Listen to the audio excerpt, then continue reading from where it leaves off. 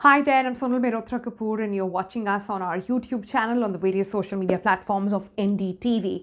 Now, one word that has dominated this wedding season, this party season, the Christmas and the New Year season has been Omicron.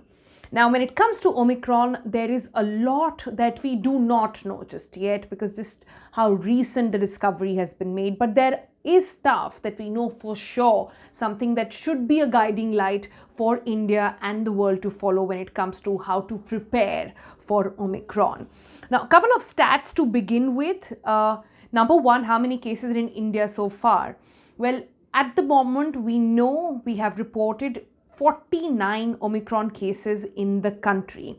This is also coming at a time when the overall number of cases in the country are not very high, and we are not reporting too many deaths either, though the deaths have almost reached 300, which is a worrying sign. Now, 49, the breakup of that is that the maximum numbers are coming in from Maharashtra. Again, Maharashtra has been the most transparent state in the country to report, to test, to tell people what is happening. So the maximum numbers coming from there, and followed by Rajasthan, then Delhi, Chandigarh, Andhra Pradesh. There is Gujarat where cases have come up as well, including Kerala now.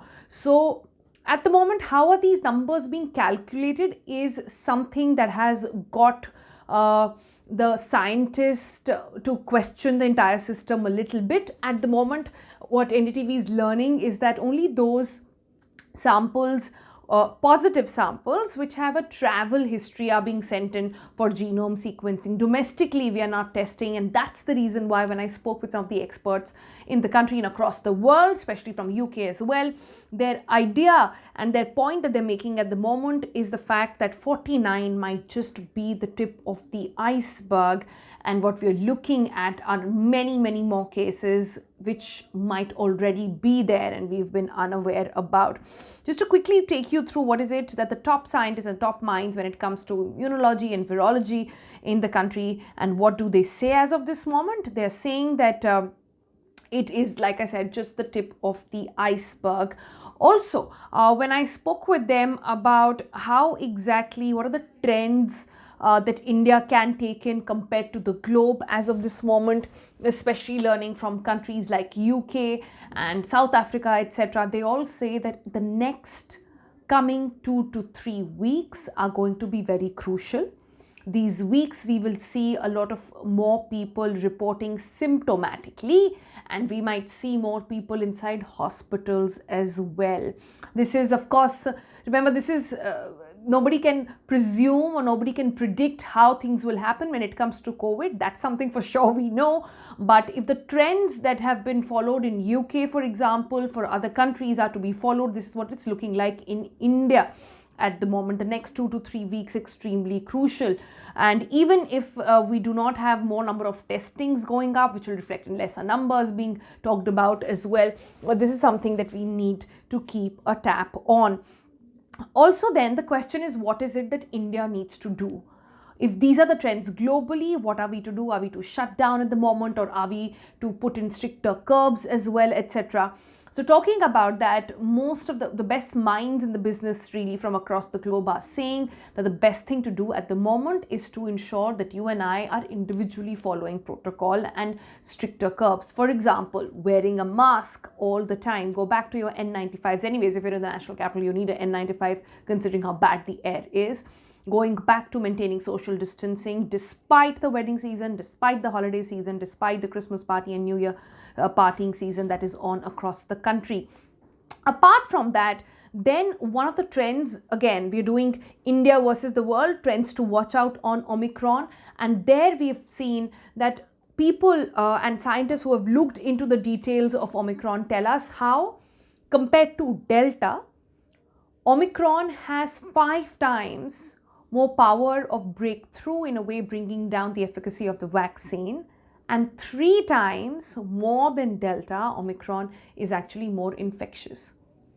For example, if we thought Delta was bad, if we thought that when the Delta variant, which led to the second wave in India, was, and Delta was being, people were getting COVID-19 and being infected with Delta despite being homes, not meeting anybody. If that was infectious, Omicron is 3 times much harder. Let that sink in terms of how sick it will make you. So far, the indications are that people are not falling sick, very severely sick at the moment. It could be why that's happening, we don't know. Is it just the work of the vaccines? Is it just the work of how this variant is? We do not know. Much more data needs to be collaborated and put together for that in India and across the globe. But at the moment, we are told that it will. In India, the tricky bit is when the numbers increase, people with comorbidities who get it increases, and people who have not been vaccinated, when in that section of people Omicron spreads, there will be hospitalizations,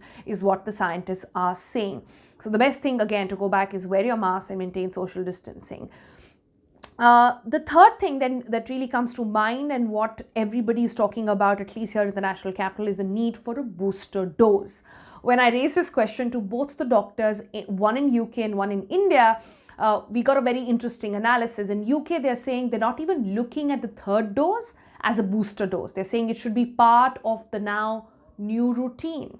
The vaccines already prevalent there, it could be Pfizer or Moderna or anything else at the moment, or even AstraZeneca. They're saying at least 3 vaccines is now the norm.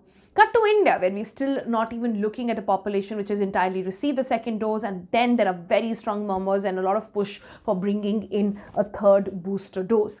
When it comes to India, it's a bit of a complicated subject, because which booster dose then? Should Covishield get another Covishield? Should Covaxin get a third Covaxin?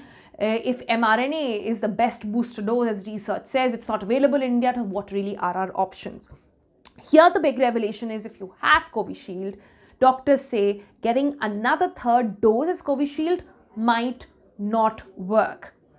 So what are the options here for you? Since most of the population has taken Covishield, it could be getting Covaxin, it could be getting Novavax, it could be getting the DNA vaccines like Zydus Cadila, which is like a patch, and it's the first DNA COVID vaccine made as well. So you have to get a third vaccine over here, which has to be discussed. Again, all these things are in the scientific realm and discussions. The final word will be that comes out from the government. How soon will that be is going to be the key question over here. That's it for now. Bye-bye.